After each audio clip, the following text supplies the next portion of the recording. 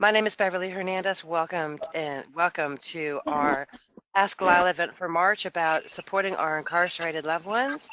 If you have questions for Mr. Freed, we are going to ask that you go into the chat box here and type an exclamation point. And by doing that, we'll be able to order and call you an order. So go ahead and put your exclamation points in the chat box now, and we can start with our questions. And once I call you, then you'll just ask Mr. Freed on mic your question. You don't need to type it, and he'll reply to you. Okay, I'm also going to ask people to please mute your mics when. There's a little bit of a weak connection going, so I'm missing some of what you're saying. So if I don't hear things, I'll let you know. Okay, Lyle, perfect. I see Brenda's exclamation point, which is wonderful. If we can all just mute our mics when someone's talking so we can hear, and then just put your mic back on when you're ready to ask your question. And we're going to begin with Brenda. Brenda, go ahead and ask your question to Mr. Freed. Good morning. I am a mother of an incarcerated addict. He's been an addict for over 20 years. He'll be 33 in May. He's been incarcerated for a year now and was convicted in October to 20 years, first offense in Texas. Excuse me if I get a little emotional. He's been in prison since December 1st. The judge here decided in Bowie County, Texas, he was going to make a statement, and all he did was ruin my son's life and worsen mine. He was a drug dealer because I'm he had a part felony. Of that connection, so I'm missing part of what you're saying now. Do you want me to begin at the beginning? I don't know what you missed. Yes, he's been incarcerated since. Lyle. Yeah. I have court calling me right now. Okay. All right. We'll work on that. That's all right. All right. Okay, so I missed what Brenda said. If I seem to have a good connection now, if you can try that again, please. Sure. My son has been incarcerated for a year. He was convicted in October. He was convicted to 20 years in October for his first offense in Texas. He was a drug dealer. I did not know it. For this town, he was one of the biggest ones, and I did not know. He sold drugs to feed his addiction, and of course, the money was great. And my county does not play with drug addicts. And the judge was young, the prosecutor was young. I did not get him an attorney because my husband had to pay the state of Louisiana almost 19 grand because my son ran and was gone for about a year. The U.S. Marshals found him in Anchorage, Alaska, and Texas flew him back. Wow. He was scared to death. He has charges in 2 other states pending. Texas has him now. Arkansas has charges on him, and so does Louisiana. And he thinks the Arkansas charges are bogus because he helped them catch someone else that had been on the run for a year. And I have the paperwork where he helped them catch someone else, because when they catch you, they have you snitch on someone else. Sure. He helped the state of Arkansas catch a couple of drug dealers because they were going to drop his charges. Well, he ticked off the undercover, and so they just brought up indictments on him later after he was already out of jail, after I had already bailed him out, and dropped all his girlfriend's charges. And so now he's got indictments in Arkansas and Louisiana, and Texas gave him 20 years. And to me, I'm thinking that's plenty of punishment. The other 2 states, he has not been before a judge yet. So they're saying that once he's released from Texas, that one state will come get him, and once they're through with him, and the other state will come get him. And drugs have absolutely ruined his life, and I know it's his fault, and he knows it's his fault. He'll be 33 in May. If I had been going through this, if he had been in prison 10 years ago, he would have the attitude of the inmates he's dealing with now. He says there's just a bunch of punks in there. He's matured so much. He never wants to go back to this life. I just wish that I could have a voice for people like my son who have been given more years than murderers and rapists get, because he sold drugs. He didn't cause anyone's death. He didn't. He wasn't dealing to children. He was just I dealing. just lost it again. I got to the part where you said you wish.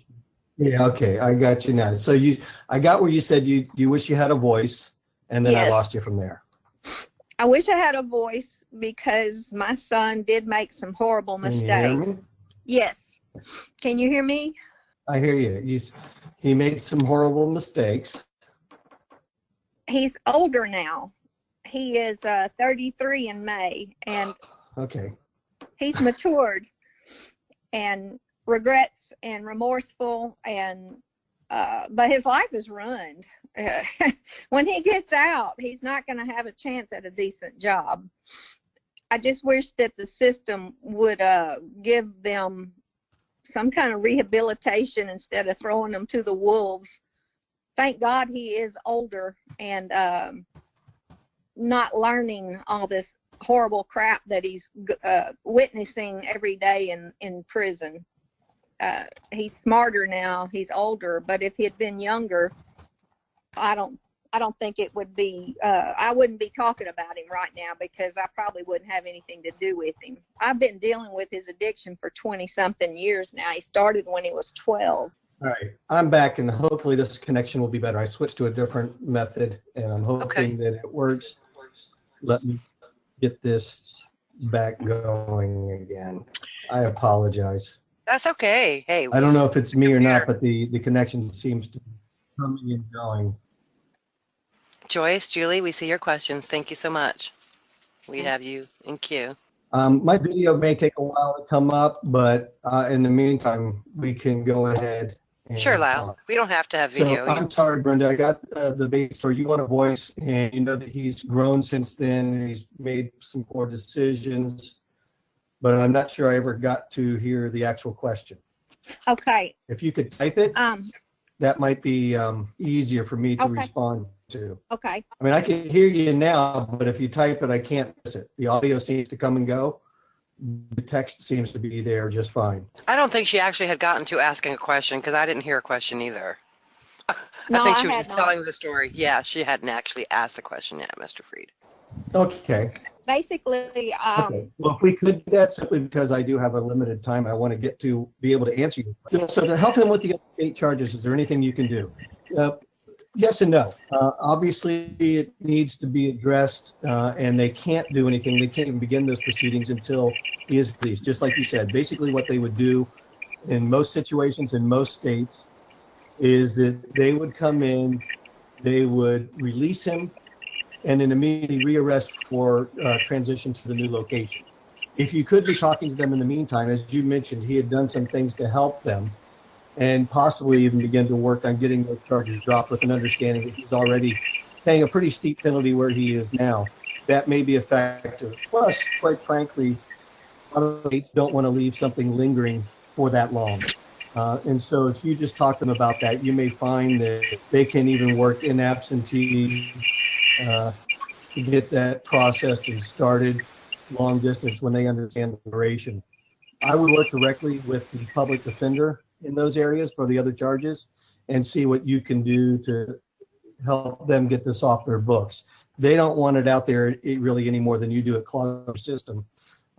They do have to go through due process once the charges have been filed. There's not much they can do to avoid that, but you might be able to get that to happen quickly while he's still dealing with charges in Texas. okay.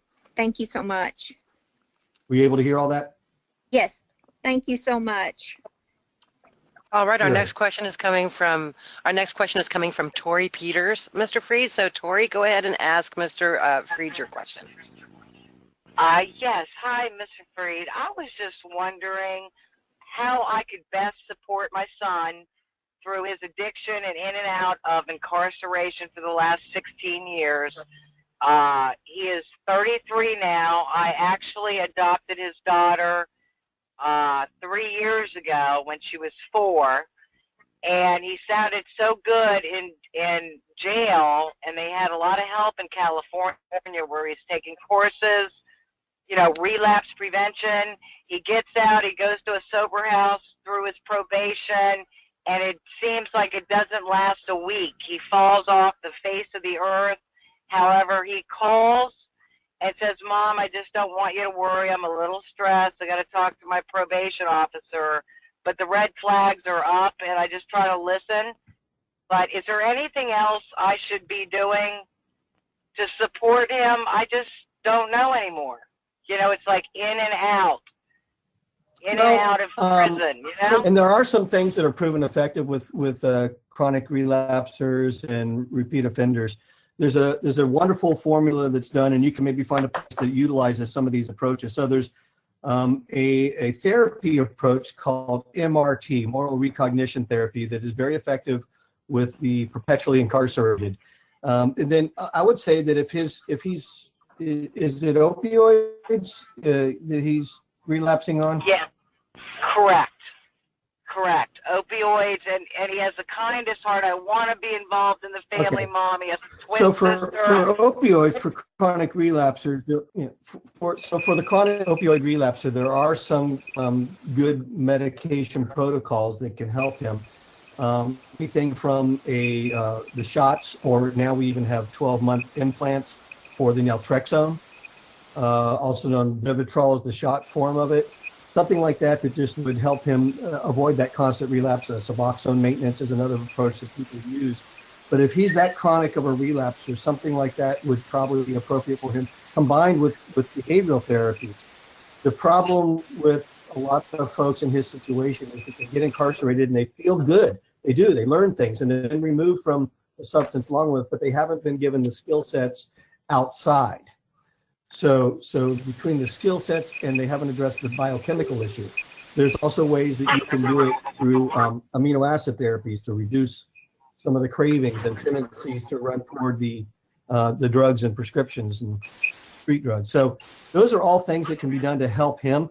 It may be removing him from that environment. There may just be too many trips and triggers where he's being released for him to be able, all his supports may not all be healthy. He may have, friends that are not healthy for him.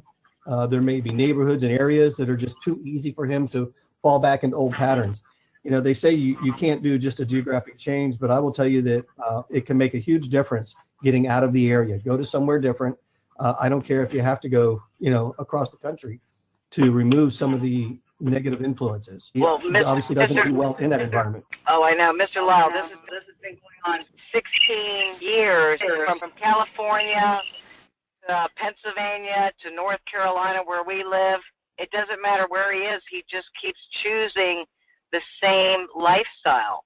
And I'm not sure I really agree, because I've done a lot of research, on the Suboxone, changing one drug for another, or does this just chemically change their brain till this is going to be his life? I don't know, but I am I'm really not into all the medication.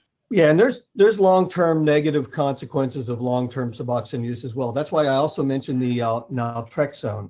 Now that we have a naltrexone option, and we now even have a 12-month implant where the opioids will not work. It's complete opioid blocker. So it doesn't work like naltrexone. It's really more of an abstinence base. So there is no high from it. There's no drug. There's no opioids in it. It's simply a blocker.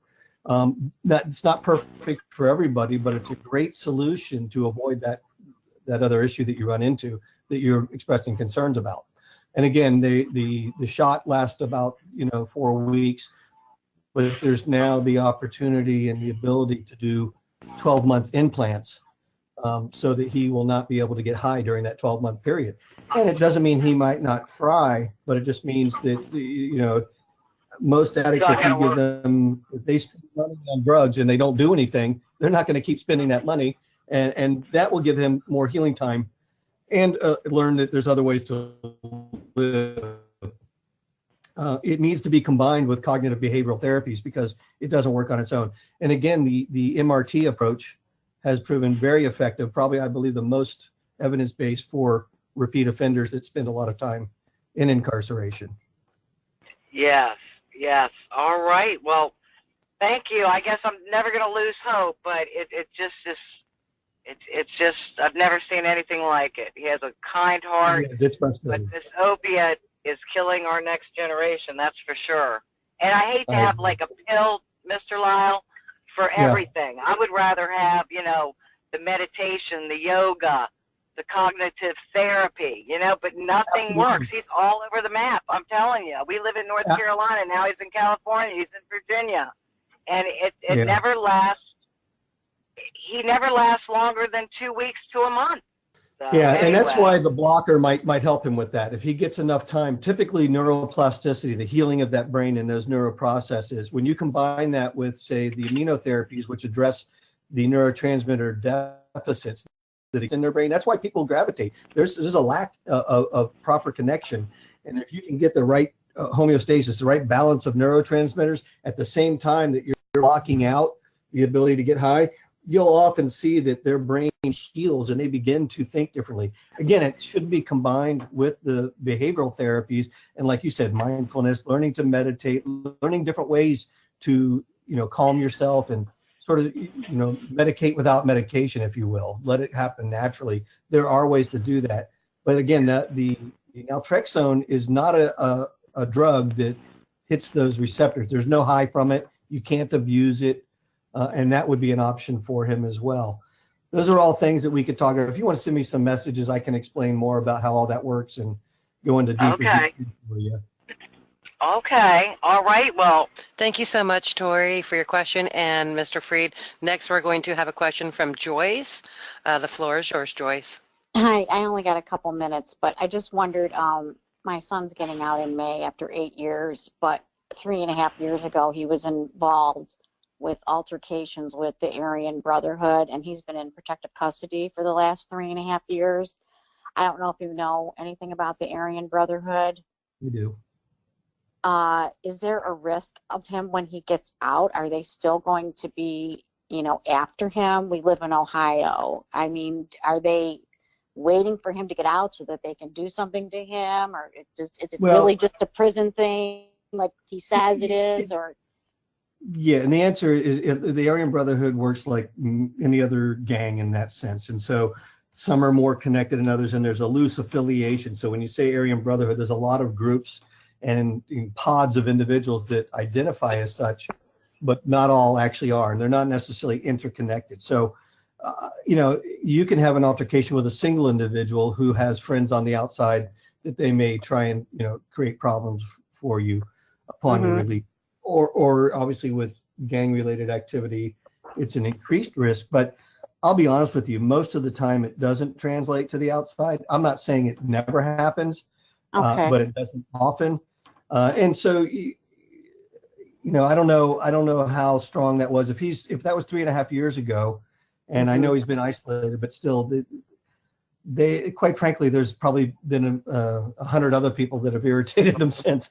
And I can't obviously promise you what will or won't happen, but I will tell you that most often it doesn't translate to the outside. Yeah, well, it had to do with drugs, of course, and Yeah. I mean, and I just want everybody. I'm very disappointed in my son because he has been doing drugs, during this 8-year period, and I just found out. I mean, even in protective custody, that he's been doing Suboxone in protective custody. Like, I am so angry because they abuse that. I mean, obviously, I think he's using it to get high. I guess he gets high from it. I guess. Are people getting high from Suboxone? I mean, how is it getting in there? And that's what pisses me off the most, in protective custody even. And he's just been, and I'm just so angry because he's getting out in May, but we are putting him right into a treatment center. So, because he's not allowed to live with any family member. We're not going to let him anyway. And he has 2 kids, that love him very much. And we told him, if you don't do the right thing, we are not going to have anything to do with it. I mean, it breaks my heart, but, I had to let him be homeless 8 years ago. I've had to, hit that heroin just has, that's the devil drug, and it just has a hold over him. And everything, he'll do anything. All the drug addicts that I know, they'll do crack, everything. So even Suboxone doesn't block crack and the other, drinking and drugs, it just blocks the heroin. But I've heard that they abuse it and then they sell them and then blah, blah, blah. Yep. But I believe in I think the Vivitrol shot would be really good. But I think the place he's going to doesn't have it. I think they just do the Suboxone program, but it's a 60-day inpatient program. So, I just have to hope for the best, I guess. Again, if you want to shoot me a private message, I can see about linking you up with one of the people that does the 12-month implants. And that gives, again, that 12-month protection gives people an opportunity to. What is your information? That I could email you? Is that what you said? Or yeah, right. If you just want to contact me even through Facebook, but my email is my first initial and last name, LFRIED at theshoresrecovery.com, THESHORES recovery.com. Okay. All right. Okay. I have to go in a meeting. Thank you so much, you guys. I got to hang up. Thank you. Okay. Bye. Thank you, Joyce and Lyle. Our next question comes from Julie Donovan. Go ahead, Julie. Hi, my son is incarcerated in Arizona, and I'm just curious about how much money most parents, if any, send their sons or daughters in prison. Could you give me some input on that? Because I'm not really sure, what I should or shouldn't be doing. I'm curious. Yeah, I understand, and that's a common question. So the answer is it varies greatly because the different systems work differently. Some require a certain amount of money, or you're constantly building up the expenses. In other words, they charge you for all kinds of things while you're there, and either the family supports that or you leave your time with a bunch of money debt piled up. So each one works differently. I would say that the needs are not nearly as great as they probably think they are. Okay. So be clear and talk to the folks at the institution. You'll find somebody there who will probably work with you. So find out what why do you need the money? What is it going toward, and what is the cost? And is that really necessary? So if you're a 6'7" individual trying to live on the same meals as others, you may want an additional commissary for snacks. You may have, other things that you find that you particularly have needs for. Needs and wants are different. So, there is showing some support is helpful, because letting them know that you haven't forgotten about them, that they're loved, is great. That can be done with letters. It can be done with, small contributions to their account for commissary stuff. But too much is, quite frankly, not helpful. And again, I can't give you an exact dollar amount because each system works differently. Sure. So, but I would start by asking, what is it you're using for? How much does that cost? This, and understand that, we're trying not to do what's unhealthy for you.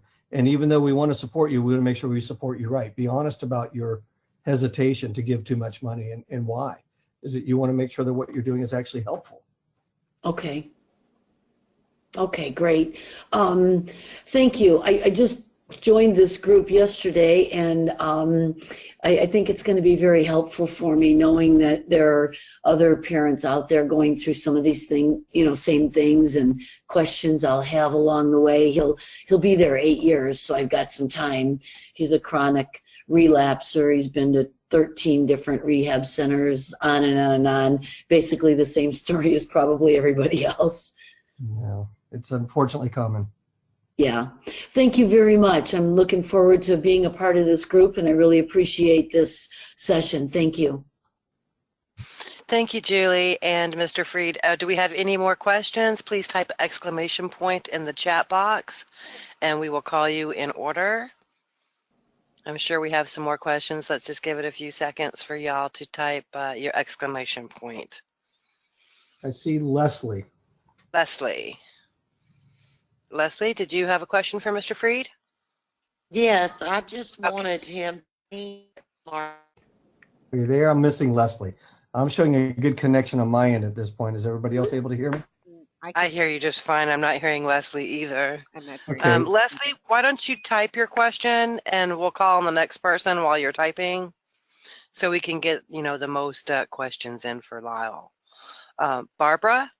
did you have a question for Mr. Freed? I think we got Barbara already, and it's Tori, I think I see on there now. You, Tori. Does Tori have another question? Yes, so I Okay. figured I'd take advantage. Thank you, Sure, Mr. Freed. Since my son is out and he calls infrequently, but if he asks me for money, my gut feeling is to say, I love you, go to treatment, stay close to a program, and get in touch with your probation officer and send no money. Do you think I am correct? Yeah, I mean, again, you know your son better than I do, and it really varies by person. So I can't tell you exactly what to do with him, but I can tell you that what you're saying makes perfect sense to me. Okay. I mean, I love him. Mhm. I love him, but every time I send him money, it doesn't even reach the sober house because he's usually kicked out for testing positive again. So it's just like, I guess I'm really just tired, and I just hope for the best, and he has to pull himself up by his bootstraps. And I really don't believe in any of the other medication. I wish I did, but I'm just like pro do it naturally. Yeah, and again, just wanna- everybody's different, you know, so you kind of have to look at the individual and see what's best for them. All right. Well, thank you so much, and this has been awesome. Thank you, You're Tori. welcome. Mr. Freed, there's a question from Barbara. Is there any type of a blocker for meth for our addicts that are addicted to meth? Unfortunately, there isn't. You know, we found ways to block the mu-opioid receptor, which is where opioids work, and we have not found anything for meth, crack, or benzodiazepines. So that's why I always say people, you know, there is no magic pill. If we're able to put a blocker in them, they need to have the continuing cognitive behavioral therapies, because otherwise they are likely to gravitate to another substance. And again, so you can do things again with amino acids. Okay, so there's no blocker for benzodiazepines. For alcohol, the same blockers that work for opioids do a partial block, so they reduce your cravings and some of the effects, not 100%, but somewhat. There's nothing for crack or meth or any of the stimulant end of things. And that's even with the ones that are opioid blockers. So people will gravitate toward another substance. So that's why we recommend the ongoing cognitive behavioral therapies and the amino acids, because what they do is they help balance your neurotransmitters to reduce the impulsive and compulsive behaviors, as well as that triggering of your reward deficiency syndrome or your reward system. So in other words, your brain feels more satiated, so it tends to not gravitate toward unhealthy behaviors as much. Perfect, Lyle. That's really wonderful. I mean, what you're saying is the MRT. I think we have more questions about MRT. Leslie Yeah, wants to again, know, really good is that to done in a setting or a treatment setting or outpatient basis? It's practiced in departments of corrections, in within jails and prisons. It's practiced in private therapy. It's practiced in treatment settings. It's done both on an inpatient and outpatient basis. And so just finding someone near you that does it. What I'll do is I'll get you the link to the site, the place that teaches it, and then they can usually tell you what providers have been certified and approved in your area. So I'll put up that link in a moment. And if you reach out to them, they do all the training, so they know who has or hasn't been trained. And so I just put that up. So if you go to that link, those are the guys that, you know, are kind of in charge of it, so to speak. That's absolutely wonderful. Thank you. There's hope. I mean, that's a very hopeful, a hopeful thing. And that opioid blocker for a year, that's wonderful.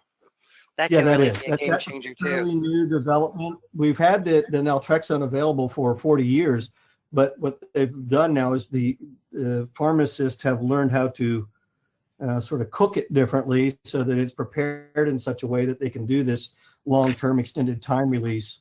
They can do it in 30 days, 3 months, 6 months, you know, and so forth. But being able to get a full year of coverage is a phenomenal breakthrough. Yeah. Yeah, that's wonderful because so many do abuse the Suboxone. Do we have any more questions from our callers? I know we have a couple callers that cannot type. So if you I have a can. question and you're go ahead and ask your question. Can you hear me? I don't know if you can hear me. This is Maria Yes. Cirillo. Maria, yes. What I'm asking about is co-occurring disorders where there's a mental health issue as well as an addiction issue. Do you have recommendations for that situation? Yeah, and there's often overlap. In other words, so Right.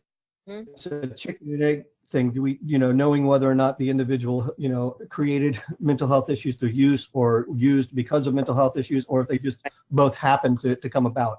There's no easy answer to that. Again, some genetic testing will let you know that. And there's something called the GARS, Genetic Addiction Risk Score, which is a new genetic test that was recently approved by the FDA that allows you to do a simple swab and determine if there's a genetic predisposition due to a neurotransmitter deficit that might also be tied into mental health issues.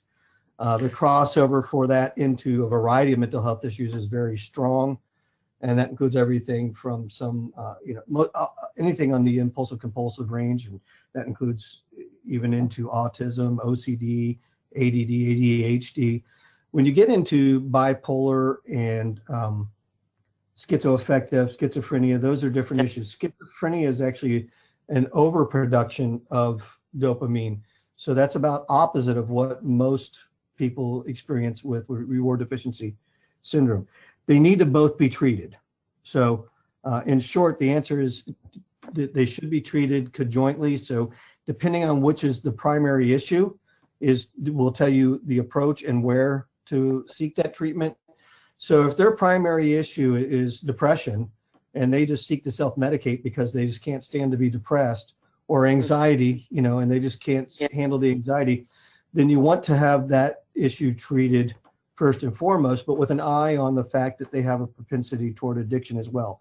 So for instance, with anxiety, a common go-to for many psychiatrists and general practitioners is a benzodiazepine base, but that's one of the most highly abused and most addictive substances that we have. So finding alternatives and understanding that you need to still address the issue, but not in a way that's going to set them up for further problems is imperative.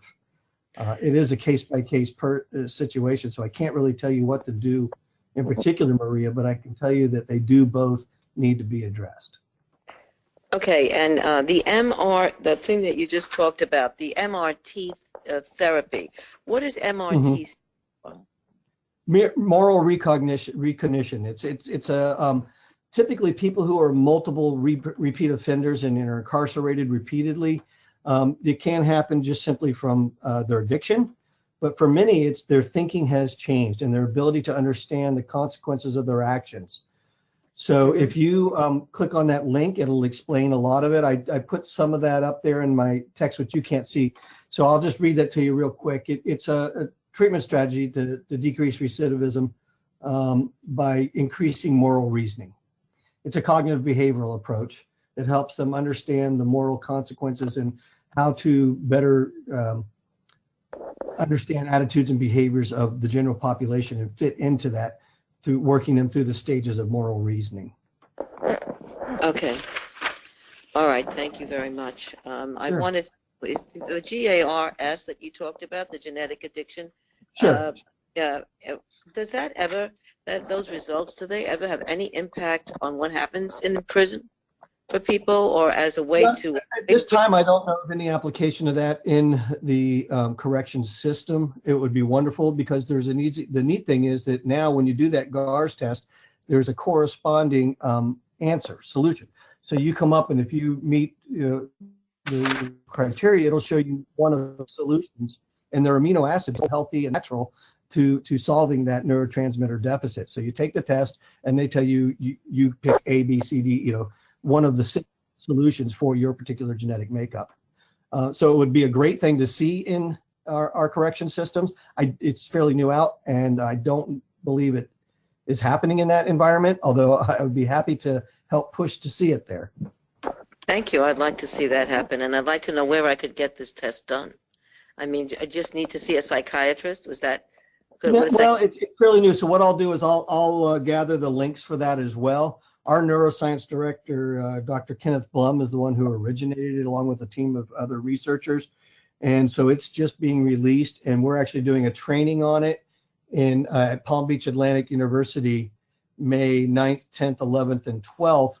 And I've been posting that on Facebook. So if you look at my Facebook, you'll see regular postings for that training. So families who want to know how to help their loved ones through a variety of addiction and mental health issues from a holistic and natural nutritional based approach can be there. Dr. Blum will be there explaining the genetic testing as well as the solution systems and some other things. It's a wonderful, wonderful, probably the most informative training you could possibly go to. So I will continue to post that on my Facebook, and I'll share it with anybody who wants. It's something I highly recommend for both practitioners and loved ones. It's taught in such a way that a concerned loved one can apply it in the life of themselves or their loved ones. And it's also informative to everybody all the way up onto medical doctors. It's great. Okay. Information we really need to get out there. Yeah. Thank you very much. Sure. That's wonderful. And also, Lyle, if you want to give me that information, this session is being recorded and it will go on our website, the addictsmom.com. Under our heroes, you'll see Lyle's page, Ask Lyle. So we will be putting this there, and we can also add all those links onto that for you as well, Lyle. Excellent. I'll be happy to send that to you when we're done here. Actually, I head straight into a group when we're done here, so I'll do it right after that. Sure. Take your time. And we have another question from Tori Peters. Go ahead, Tori. Yes, and I've just been hearing about, have you ever heard about the brain scans? Like how some people that have behavioral problems, they actually had a cyst on the brain with these little kids. They were doing studies. And then I was thinking, oh my gosh, should I just maybe facilitate a brain scan on my son to make sure everything's okay that way? You can learn a lot from what they call the functional MRI. That's your full color brain scans that you can do on it. There's great stuff. Amen Clinic is really well known for it. Down here by us, Spanish River Counseling does a good job of doing that I refer out to them for that purpose. Clients who come in here, I need their brain scans. We do CNS testing here on site, which is another way of testing portions of your brain without having to have quite the expense of an fMRI. So it really depends on what you're seeing. I mean, obviously, there's a lot of factors that can contribute to behaviors. I think the genetic testing is a more affordable way to get started.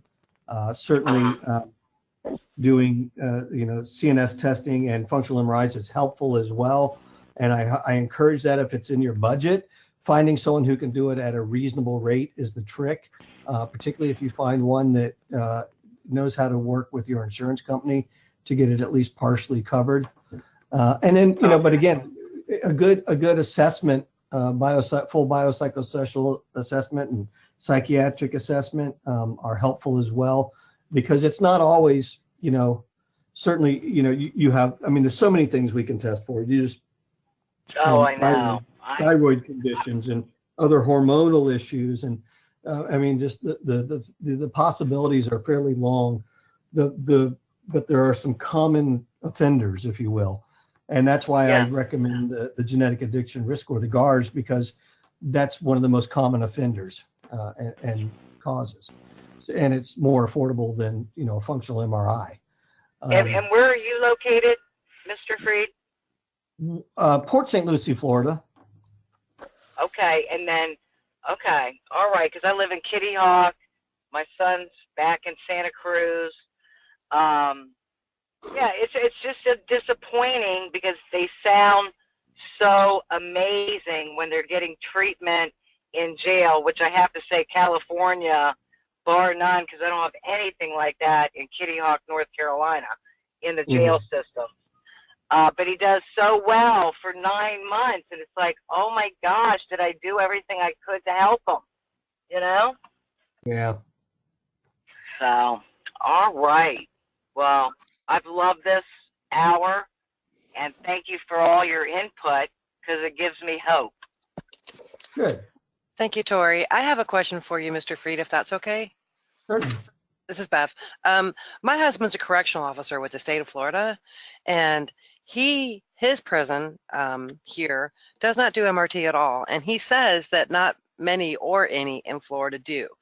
My question is, how can we help advocate to try to get that into our state prisons if they don't have MRT? Because it seems that it's a wonderful thing that could help a lot of people. And if we're just not getting the funding for any programs in prison, statewide, state-funded prison, how can we do something about that? Well, every prison has a mental health team. And so what I would recommend is that if your husband is able to get in touch with them and start with them and mention MRT and share that link that I gave you, Yes. and ask them to look into it. They did widespread studies in some Kentucky and Ohio and Mississippi, and it was found to be highly effective. And it's listed on SAMHSA as one of the best evidence-based approaches for these issues. So it's an evidence-based SAMHSA-approved process. And quite frankly, the application of it, once you get trained and certified, is simply getting some workbooks. And once the presenter, the therapist knows that workbook and how it works, they can begin to use it in even expanded formats with the people in the prison. So you've already got a mental health team working in there. Whether they're able to actually do group therapies or not is really dependent from location. I've worked inside 5 different prisons within the state of Florida, and each one had a different amount of care that they offered. So it's not even just, it is certainly the statewide funding is an issue, but even just the practices within each prison vary. Right, thank you. So basically also something we could do then maybe, and this is not just for Florida, but this would be for every state, find out if your state governor has funding in your state for MRT, if your state's prisons, not county jails, but prisons, find out if they do have the MRT program in place. Our governor, Rick Scott, maybe we could actually try to advocate towards him as well to initiate MRT in all of our state prisons. Yeah, I definitely think we should be, and we definitely have not really moved forward much in the last 20 years. And again, the ability to do so is out there and fairly affordable. Well, yes, because you would think if they could, help alleviate, or not really fix, but alleviate some of the problems of the repeat offenders, then, the state funding for having to house all these inmates goes down as well. So you would think this would be a win-win. By cutting recidivism, we save a lot of money. And so it is a cost-effective approach. Thank you. I guess I'm going to be drafting up something to send to Mr. Scott. Thank you so much, Lyle. Do we have any more questions? I think Pam has one. Okay, Pam, go ahead. Helping your child after release from incarceration. Yeah, I will tell you that much like any child, I don't care if they're 40 years old or 14 years old, you want to show love and doing that with the right boundaries. And that's the trick. And that's really what we spend a lot of time here at the Shores teaching people and teaching families about proper communication styles, about, how to love without drowning them or without enabling them. So certainly one of the hardest transitions is when you've been incarcerated for a period of time, coming out and starting again, trying to get a job with a record, understanding, who's going to hire you or not. And, how do you explain on your resume that gap in time without having to really just, throw it all out in front. So that is a crucial time for support. So supporting them at that point, I think, is huge. And it's a great question. Exactly how to do it depends very much on the individual and the family dynamics. So you're saying it's a first offense, incarcerated for 2 years and going to a program. Absolutely. If you can get a good transitional program, often those will last a year or two, and they're required to get employed and become self-sufficient and continue to drug test and all those things. So that is great. So when your loved one is in that program, talk to the program about what is a proper amount of support. What are the expectations? I mean, obviously buying them a new Lexus is unnecessary and over the top. However, they may need bus money, bus fare, a monthly bus pass to get to their job searches or even to their PO. They may not. They may be able to get a bicycle and get around. And again, that changes, from location to location. Here in our area, there's some buses and there's somewhat of a public transit system. It's not as robust as you get in large cities like New York or Miami. So they may need additional help, and that may be in the form of their sponsor or one of the people from the facility they're working with, or it may be that they actually do need an old beater car to get around in. And so it really is a case-by-case situation. The fact that, Pam, you're talking about your child at 23 with the first offense, I think more support is probably there for someone like that than someone who has been through numerous times and knows the system better. At 23 years old, quite frankly, your brain is still developing. Emotions have probably been somewhat delayed, emotional development, because of the things you've done. If your child has been using drugs, they've never learned to deal with difficult situations without medicating. So, helping them through that process and having patience with them, even when it's difficult, is key. I don't know enough about your situation to tell you where that line is between helping and enabling, but certainly we could talk more about it offline if you want. Thank you so much. Do we have any more questions from our callers? I know we have a few callers that can't type, so if you have a question, please, we want to make sure we get to all your questions today. What can we do about avoiding the ability of those already incarcerated to get access to drugs? If that's what got them there, why should they get it when they're already in there? What can we do?